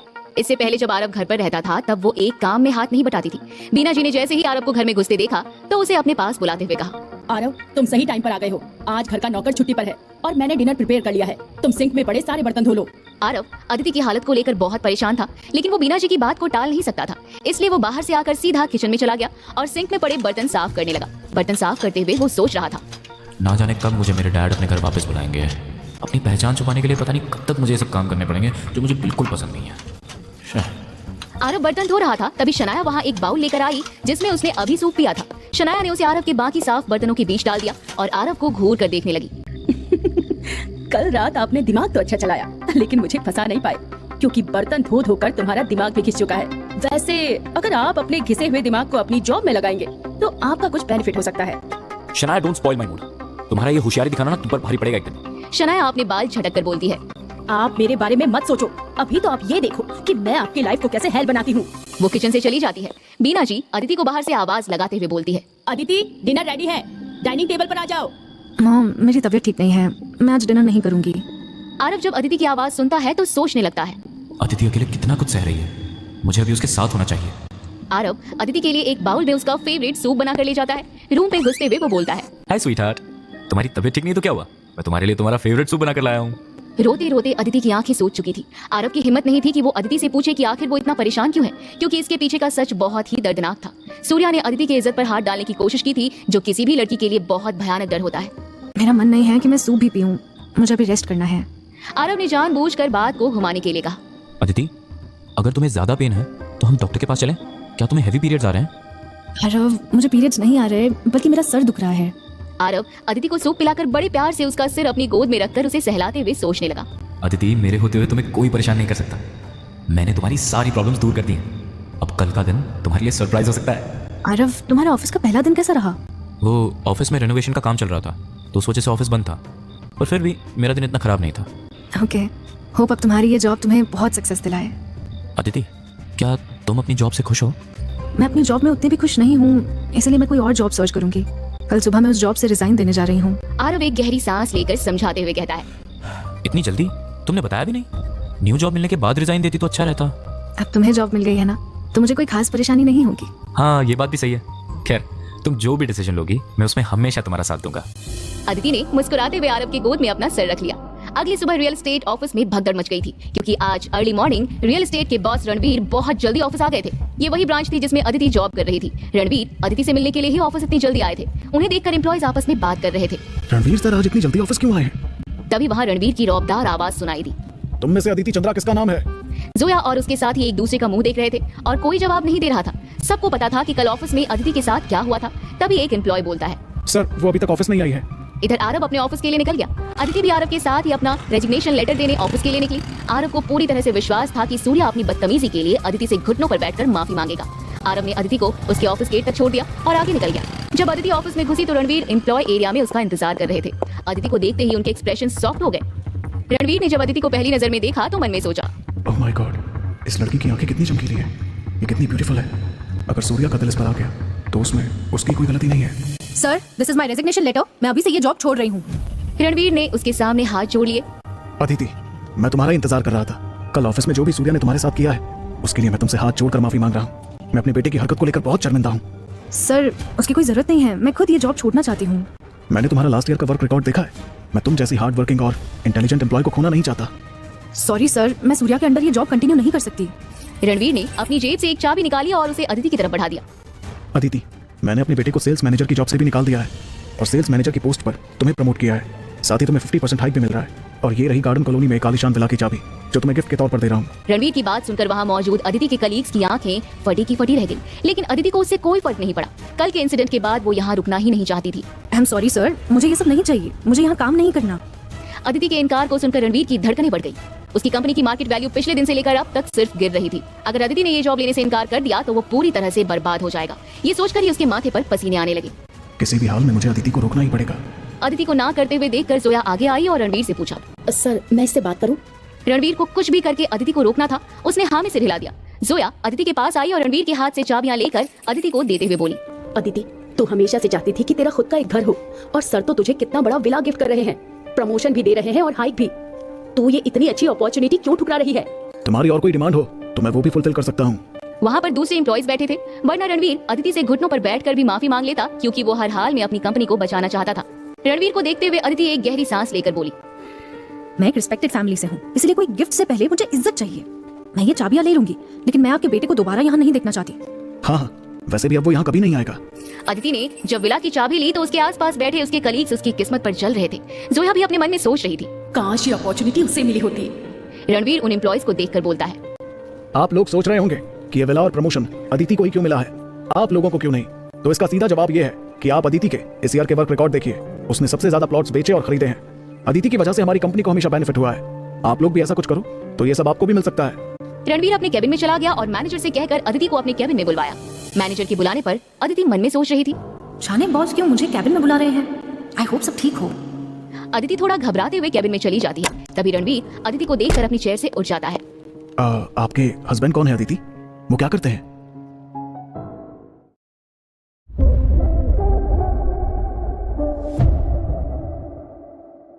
सर एक्चुअली मेरे हस्बैंड अब तक तो कुछ नहीं कर रहे थे, बट आज ही उन्होंने एक ऑफिस ज्वाइन किया है हार्वर्ड टेक्नोलॉजी में सेल्स पर्सन की जॉब के लिए। क्या बकवास कर रही हो तुम? वो आगे कुछ बोलता, इसके पहले ही उसे आरव की धमकी याद आ गई। उसने अपने एक्सप्रेशंस थोड़े सॉफ्ट किए और कहा, अब आई मीन ऐसा तो हो ही नहीं सकता ना। तुम जैसी काबिल लड़की का हस्बैंड बेरोजगार हो। By the way, you can go and start your work. Have a good day. Aditi मुस्कुराते हुए कैबिन से निकल गई। उसकी आइडेंटिटी तो एक्स्ट्राऑर्डिनरी लग रही थी। शायद इसकी वाइफ को भी उसकी रियलिटी नहीं पता। ये पता लगाना मेरे लिए बहुत जरूरी है कि वो है कौन। ये बिजनेस की दुनिया में अपना नाम बनाने में मेरे हुक्म का इक्का साबित हो सकता है। रणवीर बस आरव के बारे में सोच रहा था। आरव के बारे में कुछ भी पता ना होना ये बात उसे और भी ज्यादा डरा रही थी। सर आरव के बारे में इतना क्यों जानना चाहते थे? आई होप सब ठीक हो। Aditi Aditi Aditi, I am very happy for you कि तुझे प्रमोशन, हाइक और बंगलो सब कुछ एक साथ मिल गया, वो भी वहाँ पर जहाँ शहर के सबसे अमीर घराने के लोग रहते हैं। अगर तू पूरी जिंदगी भी मेहनत करती ना तो वहाँ तक नहीं पहुँच पाती। यस, तुम बहुत लकी हो। तुम्हें रातों रात सब कुछ मिल गया। पता नहीं हमें ये सब कभी मिलेगा भी या नहीं। अदिति को उनकी बातों में खुशी कम और जेलसी ज्यादा दिखाई दे रही थी, पर हमेशा की तरह उसने उनकी बातों को पॉजिटिवली लिया और बोली, सर ने कहा है ना हम सबके पास अपॉर्चुनिटी है, तो आप सब भी ट्राई करो। हो सकता है नेक्स्ट ईयर वो लकी पर्सन आप हो। हाँ बिल्कुल। सब धीरे धीरे अपनी डेस्क पर वापस लौट गए। अदिति जोया से पूछती है, जोया सर को कल के इंसिडेंट के बारे में पता कैसे चला? मतलब? जोया अब तक सोच रही थी कि अदिति के हस्बैंड ने ये सब उसके बॉस को बताया। वो पहले तो हैरान हुई, लेकिन फिर उसे लगा कि उसे मौके का फायदा उठाना चाहिए। मैंने ही सर को इन्फॉर्म किया था और फिर ये सब कुछ हुआ। ये सुनते ही अदिति ने उसे गले से लगा लिया और बोली, you are my true friend Zoya, thank you so much. Aditi phone निकाल कर बोली, मैं ये न्यूज आरव को बताकर आती हूँ। कल से बेचारा बहुत परेशान हो रहा था, अब वो खुश हो जाएगा। अदिति वहाँ से निकल गई। इधर रणवीर की फॉर्च्यूनर ऑफिस बिल्डिंग के बाहर निकली ही थी कि सामने खड़े एक 25 साल के लड़के को देखते ही उसके होश उड़ गए। गाड़ी रोको। गाड़ी के रुकते ही रणवीर बाहर निकला और आरव के सामने आकर उसने हाथ जोड़ लिए। आपने जैसे जैसे कहा मैंने वो सब कुछ किया। मैंने आपकी वाइफ अदिति मैम से सबके सामने माफी भी मांग ली है और मैंने उन्हें ये भी नहीं बताया कि आप मेरे पास कल आए थे। आरव ने अपने वॉच में टाइम देखते हुए बिना किसी एक्सप्रेशन के कहा, और तुम्हारे बेटे का क्या हाल है? रणवीर की तो जैसे सांस ही अटक गई। उसने बात को संभालते हुए कहा, सर आपके इंस्ट्रक्शन के अकॉर्डिंग मैंने उसके हाथ और पैर दोनों तोड़वा दिए। अब उसका ट्रीटमेंट हो रहा है। ठीक है, आई होप ऐसा ही हो और मुझे मेरी इन्वेस्टिगेशन से कुछ और पता ना चले, वरना इस झूठ का अंजाम तुम्हारे लिए क्या होगा ये तुम भी और मैं भी बहुत अच्छे से जानते हैं। आरव ने अपनी बाइक स्टार्ट की और अपनी नई कंपनी की तरफ निकल गया। रणवीर के माथे पर बुरी तरह से पसीना आने लगा था। उसे लग रहा था जैसे वो बेबस होकर अब बस रोने ही वाला है। रणवीर ने प्लान बनाया था कि वो अपने बेटे को नाटक करने को बोलेगा और उसे हॉस्पिटल में एडमिट करवा देगा। आखिर कोई अपने बेटे का हाथ और पैर खुद कैसे तोड़ सकता था, लेकिन अब आरव की इन्वेस्टिगेशन की बात सुनकर वो कोई भी रिस्क नहीं ले सकता था। बिना देरी किए उसने अपने सेक्रेटरी को कॉल किया और कहा, किसी आदमी को बुलाकर सूर्या का एक हाथ और एक पैर तोड़ दो। ध्यान रखना उसे ज्यादा दर्द ना हो। आरव ने एक बिल्डिंग के ऊपर लगे नेम प्लेट को पढ़ा हार्वर्ड टेक्नोलॉजी और बाइक साइड में पार्क कर लिफ्ट से अंदर गया। आरव घड़ी में टाइम देखकर हड़बड़ाते हुए बोला। अरे यार, पहले ही दिन में आधा घंटा लेट हो गया हूँ। वो जैसे ही 15वीं फ्लोर में आया उसने जल्दी से कांच का डोर ओपन किया और रिसेप्शनिस्ट के पास जाकर पूछते हुए बोला। मैम, मैं यहाँ जॉब के लिए आया हूँ। रिसेप्शनिस्ट लिली उसे ऊपर से नीचे तक देखने लगी। आरव और उसके कपड़े उसे रिच लुक भी दे रहे थे। फिर भी रिसेप्शनिस्ट लिली ने पूछते हुए कहा, सॉरी सर, पर यहाँ कोई जॉब वैकेंसी नहीं है। आरव ने अपने हाथ में पकड़ा हुआ ज्वाइनिंग लेटर रिसेप्शनिस्ट लिली की तरफ बढ़ा दिया। आरव ने कहा, मैम, एक्चुअली मैं यहाँ अद्वैत के रिकमेंडेशन से आया हूँ। वो यहाँ के मैनेजर ललित जायसवाल के बहुत अच्छे दोस्त हैं। रिसेप्शनिस्ट लिली को जैसे ही पता चला कि आरव यहाँ के मैनेजर के बेस्ट फ्रेंड की रिकमेंडेशन से आया है तो जरूर वह ओनर का भी बहुत ही खास होगा। उसने बिना देरी किए कहा, आइए सर, मैं आपको बॉस के केबिन में लेकर चलती हूँ। रिसेप्शनिस्ट लिली आरव के आगे चलते हुए अपनी बॉडी कर्व को अपने वन पीस में बहुत ही अच्छे से फ्लॉन्ट कर रही थी ताकि उसका फिगर बहुत अच्छी तरह से आरव को दिखे और आरव उसे नोटिस करे। आरव ने ये नोटिस कर लिया बट फिर भी वो इग्नोर कर रहा था। वो दोनों केबिन के बाहर आ गए। लिली ने जैसे ही मैनेजर के केबिन के डोर पर नॉक किया, अंदर से एक लड़के की आवाज सुनाई दी। कम इन। रिसेप्शनिस्ट लिली ने डोर ओपन किया और अंदर आते हुए बोली, गुड मॉर्निंग सर, ये कह रहे हैं कि ये आपके दोस्त के रिकमेंडेशन पर यहाँ जॉब के लिए आए हैं। रिसेप्शनिस्ट ने आरव की तरफ इशारा किया। मैनेजर ने उसे ऊपर से नीचे तक देखा और अपनी घड़ी में टाइम देखते हुए बोला, तुमने टाइम देखा? तुम्हें 10 बजे यहाँ आना था और तुम आधे घंटे लेट हो। अपने पहले दिन में ही लेट आने का क्या मतलब है? तुम्हें लग रहा होगा कि तुम्हें अद्वैत ने स्पेशली रिकमेंड किया है, इसलिए तुम्हारे पास कुछ स्पेशल राइट्स होंगे। नहीं, एक्चुअली सर, रास्ते में मेरी बाइक खराब हो गई थी, इसलिए मुझे आने में लेट हो गया। I am very sorry sir. मुझे एक्सक्यूज नहीं, काम चाहिए। तुम आज लेट आए हो, इसलिए तुम 500 फाइन जमा करोगे, और अगर तुम 3 बार से ज्यादा लेट आए तो तुम्हें जॉब से निकाल दिया जाएगा। Now get lost. आरव सिर झुकाकर वहां से निकल गया। वो कुछ भी एक्सप्लेन नहीं करना चाहता था क्योंकि उसे पता था कि गलती उसकी ही है। वो लेट आया था और फर्स्ट इंप्रेशन खराब होना बिल्कुल अच्छा नहीं होता। रिसेप्शनिस्ट उसे एक डेस्क के पास ले गई जहां एक प्रिंटर और एक कंप्यूटर रखा हुआ था। रिसेप्शनिस्ट लिली ने आरव से कहा, ये तुम्हारी सीट है। वहां ऊपर फैन नहीं था। आरव ने बाकी जगह पर अपनी नजर डाली और पूछा, मैम, कहीं और सीट नहीं मिल सकती? सारी सीट ऑक्यूपाइड है, यही सीट खाली है।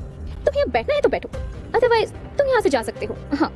रिसेप्शनिस्ट को लगा था आरव से नजदीकी बढ़ाना उसके लिए फायदेमंद होगा, पर जिस तरह से मैनेजर ने उसे ट्रीट किया था ये देखकर वो समझ गई थी कि आरव की मैनेजर के सामने क्या हैसियत थी। इधर जैसे ही आरव बाहर निकला, मैनेजर ने अपना मोबाइल उठाया और एक नंबर पर कॉल किया। हेलो अद्वैत, मेरे दोस्त। मैंने तो इसे आज पहले दिन ही इतनी खरी खोटी सुना दी है कि मुझे नहीं लगता अब उसका मूड सही भी होगा। पर तू उसे परेशान क्यों करना चाहता है? दूसरी तरफ से अद्वैत कुछ बोलता उससे पहले ही शनाया ने उसे फोन लिया और बोल पड़ी, वो मेरी बहन का हस्बैंड है, 2 कौड़ी का जीजू। वो किसी भी काम का नहीं है। आई जस्ट हेट हिम, और इसलिए तुम उसके साथ जैसे मर्जी पेश आओ। I really don't care. या मैं तो कहती हूँ कि तुम आज से ही उसे ऐसे काम दो जिसे करना उसके लिए इम्पॉसिबल हो, जिसके बाद कुछ ही दिनों में वो जॉब छोड़ने पर मजबूर हो जाए और मेरी बहन को भी रियलाइज हो जाए कि उसकी क्या औकात है और वो उससे डिवोर्स लेने के बारे में सोचे। मैनेजर ने मुस्कुराते हुए कहा, आपका ऑर्डर सर आंखों पर। आप जैसा चाहती हैं वैसा ही होगा भाभी जी। मैं उसकी अक्ल ठिकाने लगाता हूँ।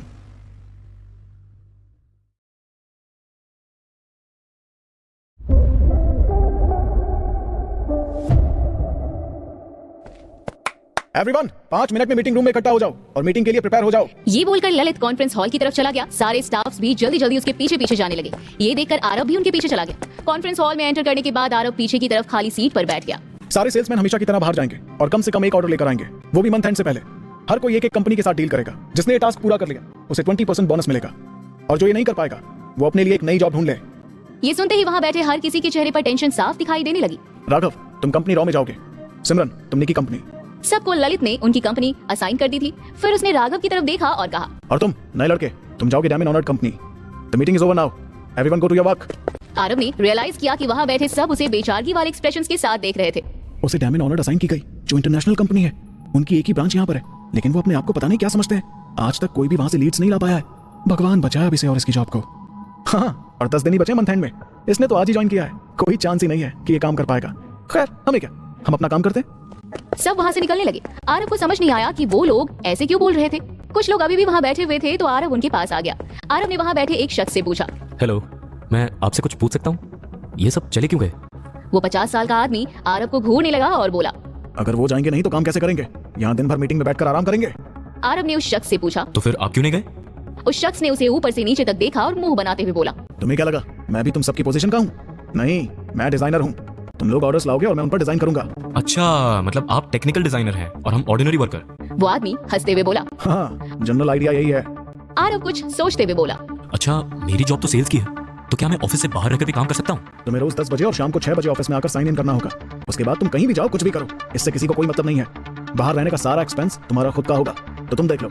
ये जॉब इतना भी बुरा नहीं है, ये मुझे सूट करेगा। उस आदमी ने आरव को एक सार्कास्टिक स्माइल दी और कहा, अब ये तो डिपेंड करता है कि तुम काम कैसा करते हो। काम सही नहीं रहा तो तुम्हें मंथ के एंड में जॉब छोड़नी पड़ेगी। Be careful. आरव सीधे बाहर निकला और बिल्डिंग से बाहर आ गया। उसे रेस्ट्रिक्शंस पसंद नहीं थे और ऑफिस में 8 घंटे बैठकर काम करना उसके लिए टफ होता। उसे ऑफिस में नहीं बैठना पड़ेगा ये सोचकर वो बहुत खुश हो गया। फिर उसने अपनी बाइक स्टार्ट की और बताए गए एड्रेस पर पहुंच गया, डायमंड ओनर्ड की बिल्डिंग के सामने। उस बड़ी सी बिल्डिंग को देखकर ना चाहते हुए भी उसे बोलना पड़ा। ये इंटरनेशनल कंपनीज किसी लोकल कंपनी या स्टार्टअप से कितनी ज्यादा बेहतर है। ये बिल्डिंग बाहर से ही इतनी मैग्निफिसेंट है, अंदर से पता नहीं इसका एनवायरनमेंट कितना अच्छा होगा। आरव बिल्डिंग के अंदर आ गया। अंदर आते ही उसे बाहर ही 5 रिसेप्शनिस्ट एक साथ मिल गए। सारी लड़कियां थी और सभी एक से बढ़कर एक खूबसूरत थी। उनकी आंखें इतनी अट्रैक्टिव थी कि कोई उन्हें देख ले तो बस उनसे नजरें हटाना उनके लिए मुश्किल हो जाए। वहीं आरव को समझ नहीं आया कि वो किसके पास जाए। फिर वो सबसे पहली वाली रिसेप्शनिस्ट के पास गया और उसके कंधे पर लगे उसके नेम प्लेट को देखते हुए बोला, मिस अंजलि, मैं हार्वर्ड टेक्नोलॉजी के मार्केटिंग डिपार्टमेंट से आया हूँ, मुझे आपके मैनेजर से मिलना है। रिसेप्शनिस्ट अंजलि ने पूछा, क्या आपने अपॉइंटमेंट ली है? उसकी नजर आरव के सिर से लेकर पांव तक जा रही थी। ये बात आरव को महसूस हो रही थी। उस रिसेप्शनिस्ट का काम ही यही था कि वो लोगों को उनके कपड़ों से जज करे कि उसे मैनेजर या किसी भी बड़े अधिकारी तक उसकी बात पहुंचानी है या नहीं। और आरव के कपड़े ब्रांडेड तो बिल्कुल नहीं थे और उसे साफ पता चल रहा था कि वो कोई बहुत ही मामूली सा एम्प्लॉय है। आरव कुछ जवाब दे पाता उसके पहले ही रिसेप्शनिस्ट ने बहुत ही रूडली बिना उनकी तरफ देखे जवाब दिया, अगर आपने अपॉइंटमेंट नहीं लिया है तो आप ये फॉर्म फिल कर दीजिए। मैनेजर इस फॉर्म को देखेंगे और फिर आपसे बात करेंगे। ये कहते हुए रिसेप्शनिस्ट ने एक फॉर्म आरव की तरफ बढ़ा दिया। तभी पीछे से दूसरी रिसेप्शनिस्ट की आवाज आई, अंजलि, तूने सुना? इस साल मिस कियारा अग्रवाल को हमारी कंपनी का ब्रांड एम्बेसडर चूज किया गया है और वो अगले वीक हमारी कंपनी में आने वाली है। वो कितनी बड़ी एक्ट्रेस है। मतलब नेक्स्ट वीक हमें सच में उन्हें सामने से देखने का मौका मिलेगा। This is like dream come true. Receptionist के मुंह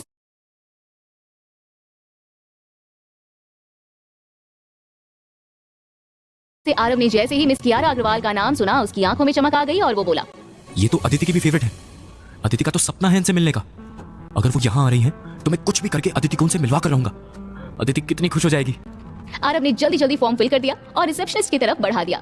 रिसेप्शनिस्ट ने बिना उसकी तरफ देखे वो फॉर्म लिया और बोली, आप फॉर्म छोड़कर यहाँ से चले जाइए, आपको हमारी तरफ से कॉल आ जाएगा। आरव को कोई जल्दी नहीं थी, उसके पास पूरा 10 दिन था। उसने ओके कहा और वहाँ से बाहर की तरफ जाने लगा। आरव बिल्डिंग के बाहर निकलते ही बोला, अब बस मैनेजर का जल्दी से कॉल आ जाए ताकि मैं अपना सारा काम ईमानदारी से जल्दी जल्दी खत्म कर दूं और मुझे मेरा परफॉर्मेंस बोनस मिल जाए, जिससे मेरी अदिति जो मुझे सक्सेसफुल देखना चाहती है उसे मैं खुश कर सकूं। इधर आरव को बिल्डिंग के बाहर निकलते देखकर उस रिसेप्शनिस्ट ने मुंह बनाते हुए कहा, हार्वर्ड टेक्नोलॉजी के मैनेजर का मेल आया था मैम के पास, पर मैम को ना ही हार्वर्ड कंपनी में और ना ही उस लड़के में कोई इंटरेस्ट है और मुझे नहीं लगता कि वो आगे भी उनके साथ कोई भी बिजनेस रिलेशनशिप बनाने के लिए रेडी होंगे। तो इस फॉर्म का कोई यूज नहीं है, इसकी जगह तो इस डस्टबिन में है। ये कहकर अंजलि ने उस फॉर्म को सामने रखे डस्टबिन में फेंक दिया और आरव इस बात से अनजान खुश होकर अपने बाइक के पास पहुंचा।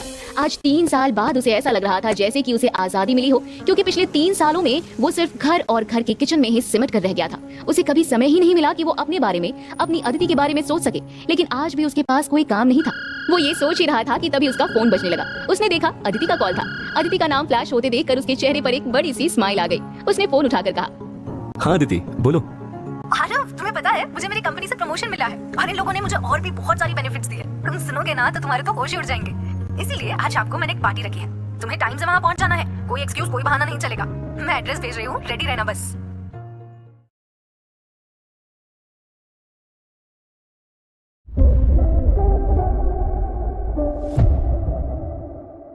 आरव को पता था कि अदिति किस खुशी में पार्टी देना चाहती है, लेकिन फिर भी उसने ऐसा प्रिटेंड किया जैसे उसे कुछ भी पता नहीं है। उसने कहा, वाह अदिति, कांग्रेचुलेशंस, मैं तुम्हारे लिए बहुत खुश हूँ। चलो मैं जल्दी से अपना काम खत्म करके तुम्हारे पास आता हूँ, ठीक है? ये कहकर उसने कॉल कट कर दिया। उसकी नजर फिर से एक बार डायमंड ओनर्ड के बोर्ड पर गई। उसे अचानक कुछ याद आया और उसका चेहरा चमक उठा। इस कंपनी के शेयर्स तो शायद अंबानी फैमिली के पास भी थे।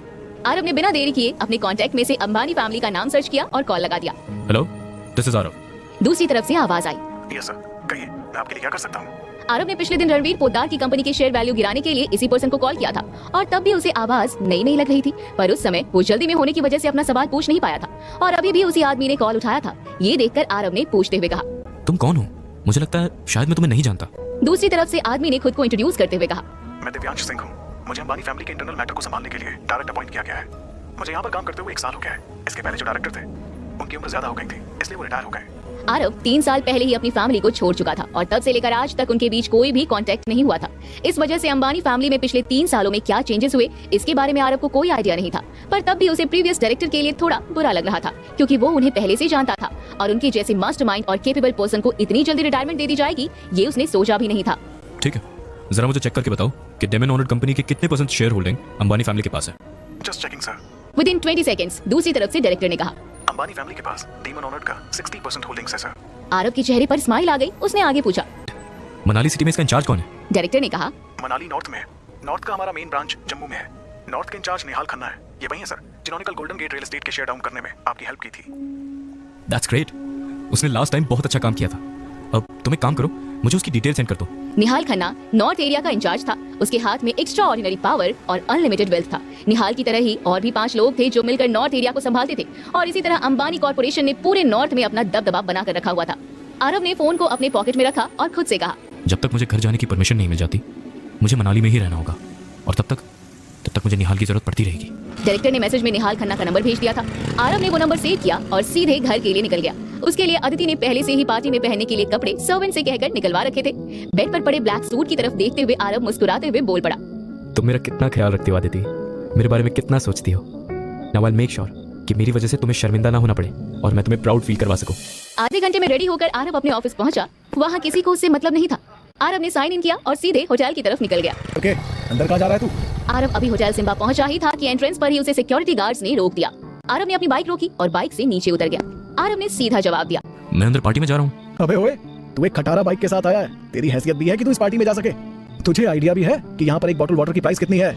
अरे मैं आपका कस्टमर हूँ, आप अपने कस्टमर को ऐसे ट्रीट करते हैं? वो आगे कुछ बोलता इसके पहले ही एक मर्सिडीज होटल के गेट पर तेजी से आकर रुकी और आरव की बाइक को जोर से ठोकर मारकर गिरा दिया। आरव को लकीली चोट नहीं आई पर उसका बाइक बुरी तरह से जमीन से जा टकराया। आरव कुछ रिएक्ट कर पाता इसके पहले ही कार के अंदर से एक लड़की की गुस्से भरी तेज आवाज आई, यू बेगर, तुम्हें कोई और जगह नहीं मिली मरने के लिए जो तुम हमारे होटल के सामने आकर खड़े हो। आरव ने देखा एक लड़की ब्लैक ड्रेस पहने हेवी मेकअप के साथ कार की विंडो को नीचे करते हुए ये बोल रही थी, शनाया तुम? वो लड़की शनाया थी। उसने जैसे ही आरव के मुंह से अपना नाम सुना वो हैरान हो गई। आरव को समझ आ गया था कि अदिति ने इन्हें भी इनवाइट किया था और वो कोई कॉन्फ्लिक्ट नहीं चाहता था, इसलिए वो बाइक उठाने के लिए झुका। इधर शनाया ये सोचकर हैरान थी कि आरव वहाँ क्या कर रहा है, लेकिन अगले ही पल उसने अनजान बनते हुए कहा, तुम्हें दिखाई नहीं देता यहाँ पे सिर्फ कार पार्किंग के लिए जगह है, तुम्हारे इस बाइक के लिए नहीं। जल्दी हटो यहाँ से। अरे पर मैं इसे पार्क कहाँ करूंगा? कहीं भी करो पर होटल के आसपास तो बिल्कुल नहीं। तुम्हारे इस खटारा बाइक को देखकर कहीं कस्टमर्स हमें भी खटारा ना समझने लगे। आरव आगे कुछ बोलता इसके पहले ही ड्राइवर सीट में बैठे हुए अद्वैत ने अपनी विंडो को नीचे किया और बोला, आरव, हमारा इंटेंशन तुम्हें नीचा दिखाना नहीं है।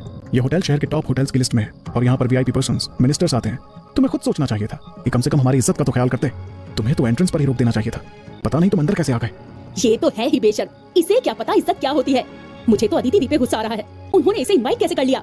शनाया आगे कुछ बोलती इससे पहले ही आरव ने अपनी बाइक उठाई और वहाँ से बाहर की तरफ निकल गया। उसे इन दोनों पर गुस्सा तो बहुत आ रहा था, उसका मन भी नहीं था अंदर जाने का, लेकिन अदिति का सोचकर वो बिल्कुल चुप हो गया। वो होटल से 200 मीटर दूर आ गया और उसने अपनी बाइक एक पेड़ से टिका दी क्योंकि उसकी बाइक का स्टैंड टूट गया था। इधर उसे जाते हुए देखकर शनाया गुस्से से बोलती है, इसकी हिम्मत तो देखो, हमें कितना एटीट्यूड दिखा रहा है। लीव हिम, हम यहाँ पार्टी करने आए हैं। अंदर चलते हैं और एंजॉय करते हैं। शनाया और अद्वैत वहाँ से अंदर आ गए। उन्होंने कार पार्क की और होटल के अंदर आ गए। उन्हें अदिति ने टेबल नंबर बता दिया था तो बस सीधे वहीं पर पहुँच गए। वहाँ पहुँचते ही शनाया ने देखा वहाँ उसकी बहन व्हाइट कलर की साड़ी पहने एक टेबल पर बैठी हुई थी और उसके चारों तरफ 15 से 20 लोग बैठे हुए थे। इतने लोगों को देखकर शनाया का मूड ऑफ हो गया। अदिति दी, ये लोग कौन है और ये लोग पार्टी में क्या कर रहे हैं?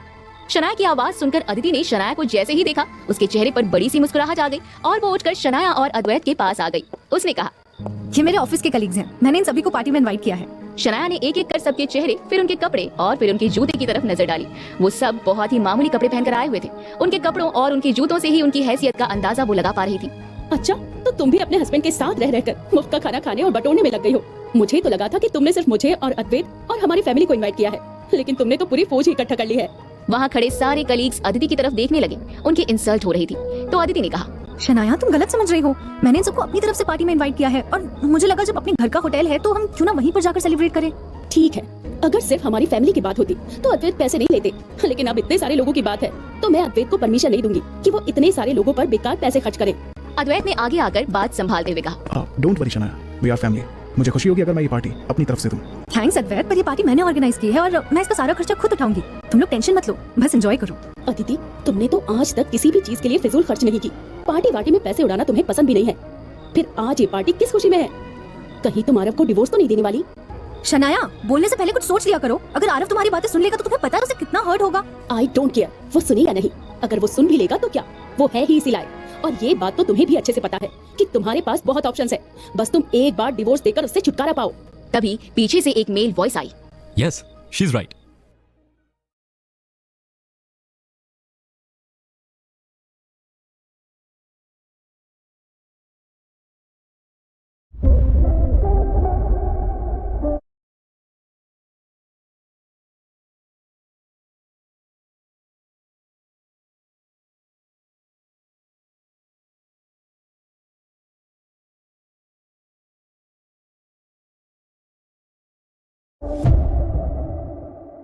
सबने एक साथ पीछे मुड़कर देखा, सामने आरव खड़ा था।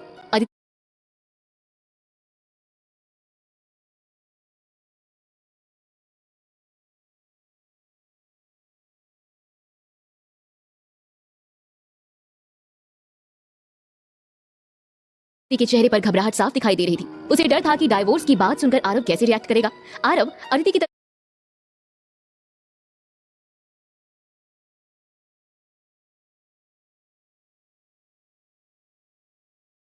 बढ़ते हुए बोला, अदिति के पास बहुत से ऑप्शंस हैं।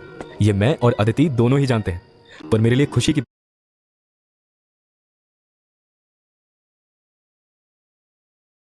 बात यह है कि जिसे पाने की ख्वाहिश सब रखते हैं, वो मेरे साथ है, सिर्फ मेरे साथ। आरव की बात सुनते ही अदिति, जो कुछ देर पहले तक बहुत टेंशन में लग रही थी, उसके चेहरे पर एक बड़ी सी स्माइल आ गई और वो लगभग दौड़ते हुए सीधे आरव के सीने से जा लगी। वो बोली, तुम कहाँ रह गए थे आरव? मैं कब से तुम्हारा वेट कर रही थी। अदिति मुस्कुराते हुए अपने कलीग्स की तरफ मुड़ी और आरव का हाथ अपने हाथ में लेते हुए आरव को सबके सामने इंट्रोड्यूस करते हुए बोली, तुम सब इनसे मिलो, ये है मेरे husband Aarav, he is love of my life. और आरव, तुम जोया से तो ऑलरेडी मिल चुके हो और ये है मेरे बाकी के दोस्त। वहाँ खड़े हर एक शख्स ने आज तक अदिति के हस्बैंड को नहीं देखा था। इस वजह से सबकी नजरें आरव पर ही थी। सब सिर से लेकर पांव तक उसे देखने लगे। आरव ने एक बहुत ही अच्छी सूट पहनी हुई थी, उसने शूज पहना था, हाथों में घड़ी थी, बालों को जेल से सेट किया हुआ था और वह बहुत ही हैंडसम लग रहा था। यार तुम्हारा हस्बैंड तो कितना हैंडसम है। तुम कितनी लकी हो कि ये तुम्हें मिला है। अदिति, तुम दोनों एक दूसरे के साथ कितने परफेक्ट लगते हो, बिल्कुल मेड फॉर ईच अदर। आज पहली बार हर कोई अदिति और आरव के साथ में होने पर उनकी तारीफ कर रहा था। आरव को सब बहुत अच्छा लग रहा था। उसने पिछले 3 सालों में अपने लिए इतने अच्छे शब्द कभी नहीं सुने थे। दोनों एक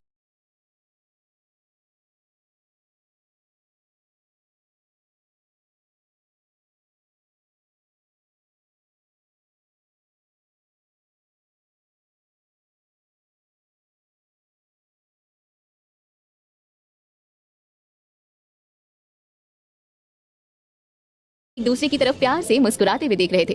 अच्छा आदिति, वैसे तुम्हारे हस्बैंड क्या करते हैं? इनका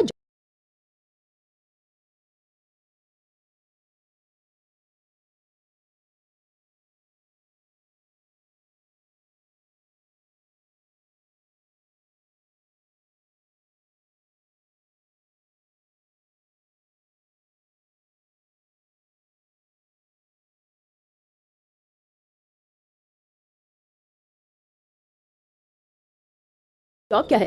कितनी सैलरी है इनकी? इन्हें देखकर लगता है कि तुम किसी कंपनी के डायरेक्टर के पोस्ट पर होंगे। शनाया ने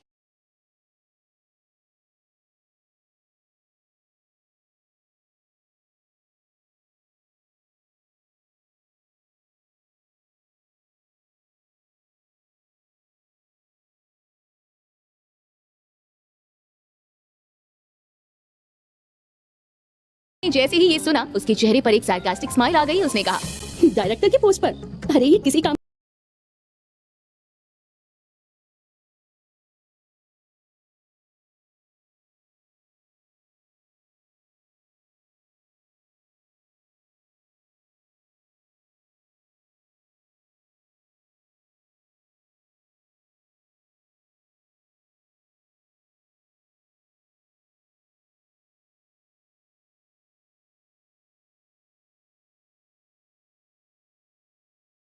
का नहीं है। इसके पास ना तो अच्छी डिग्री है, ना खुद का घर है, ना खुद के लोग हैं और ना ही अच्छी पोजीशन है।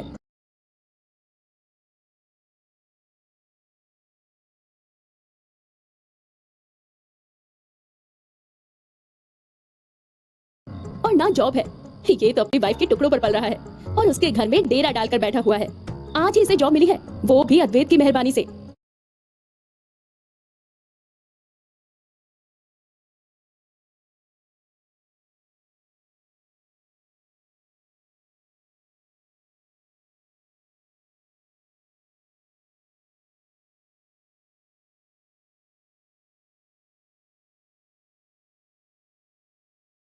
आज इसकी जॉब का पहला दिन था, पता नहीं वहाँ भी टिक पाएगा या नहीं।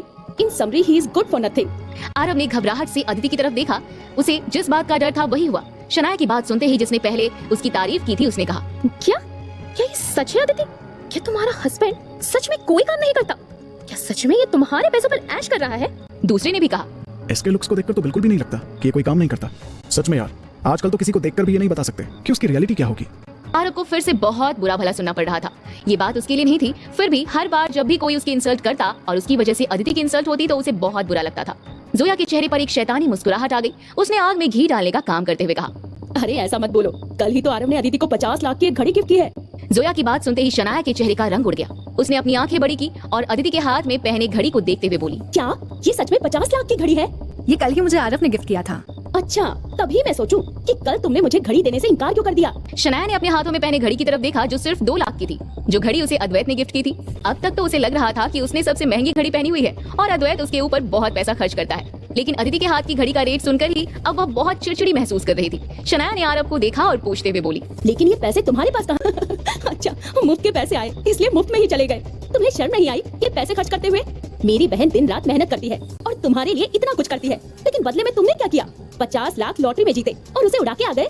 50 लाख? तभी सबने एक औरत की तेज आवाज सुनी तो सबने पीछे मुड़कर उस आवाज की तरफ देखा तो सामने बीना जी खड़ी थी। वो तेज कदमों से चलते हुए आरव के सामने आकर रुकी और गुस्से से तेज आवाज में बोली, क्या तुमने 50 लाख इस घड़ी में उड़ा दिए? अदिति ने सोचा नहीं था कि सब इस तरह से रिएक्ट करेंगे। आरव ने उसे गिफ्ट दिया था और बदले में उसे इतना जलील किया जा रहा था तो वो जल्दी से आगे आई और बोली, मॉम, आरव मुझे खुश करना चाहता था, वो मुझे कोई गिफ्ट देना चाहता था, इसीलिए उसने मेरे लिए घड़ी ले ली। अरे तो ले लेता कोई सस्ती घड़ी। फिर बीना जी को रियलाइज हुआ कि वह पार्टी हॉल में खड़ी हैं और वहाँ पर बहुत से लोग खड़े थे। उनके घर का तमाशा हो जाएगा, इसलिए वह धीमी आवाज में बोली, इसे पैसों की कोई कदर नहीं है। क्या तुम इस घड़ी को खाने की जगह पर खा सकती हो या कपड़ों की जगह पर पहन सकती हो या अपने लिए बहुत से नौकर चाकर ला सकती हो? नहीं ना, ये घड़ी किसी काम की नहीं है। मॉम, अभी सब छोड़िए ना, मैं खुश हूँ ना, काफी है। अभी चलिए प्लीज बैठिए, मेरे पास एक ऐसी खबर है जिसे सुनकर आप अपना सारा गुस्सा एक ही पल में भूल जाएंगे। आरव को बुरा लग रहा था। ये सब उसके लिए बहुत ही ज्यादा एम्बैरेसिंग था। इतने लोगों के बीच में उसका इस तरह से इंसल्ट होना उसे गवारा नहीं था, लेकिन ये उसके साथ पिछले 3 साल से हो रहा था और बदले में वो कुछ भी नहीं कर पा रहा था। मैं जरा वॉशरूम जाकर आता हूँ। अदिति को आरव की हालत समझ में आ रही थी। उसने इशारे में ही हाँ में सर हिलाया। आरव ने अपना पहला कदम बढ़ाया ही था कि उसे शनाया की बात सुनाई दी। हाँ जाओ जाओ, अच्छे से अपना पेट साफ कर लो ताकि यहाँ पर वापस आकर भर पेट फ्री का खाना खा सको। और वैसे भी पता नहीं अगली बार तुम्हें कब सिम्बा जैसे बड़े होटल में खाने का मौका मिले। शनाया चुप हो गई। आरव ने उसे घूर कर देखा और वॉशरूम की तरफ बढ़ गया। वॉशरूम के अंदर जाकर उसने अपना मुंह धोया और अपने पॉकेट से अपना टॉल निकाला ही था कि पीछे से किसी ने उसके कंधे पर हाथ रख दिया। तो आरव ने अपना सिर ऊपर उठाया और मिरर से ही पीछे खड़े शख्स की तरफ देखा तो उसके एक्सप्रेशंस ही बदल गए। व्हाट अ कोइंसिडेंस, आप भी यहाँ हैं। नेक्स्ट एपिसोड के लिए जल्दी से लाइक, शेयर, सब्सक्राइब करें। साथ ही आप अपनी कहानी का भी कोई खूबसूरत सा किस्सा शेयर कर सकते हैं। As you know, comment box सिर्फ और सिर्फ आप ही के लिए है, तो बस कीजिए अपनी लाइफ से रिलेटेड एक प्यारा सा कमेंट अभी, और कीजिए सूफियाना FM को सब्सक्राइब और बेल आइकॉन को दबाना मत भूलना। सूफियाना FM, जहां आप सुनेंगे एक से बढ़कर एक दिल को छू लेने वाली रोमांटिक कहानियां।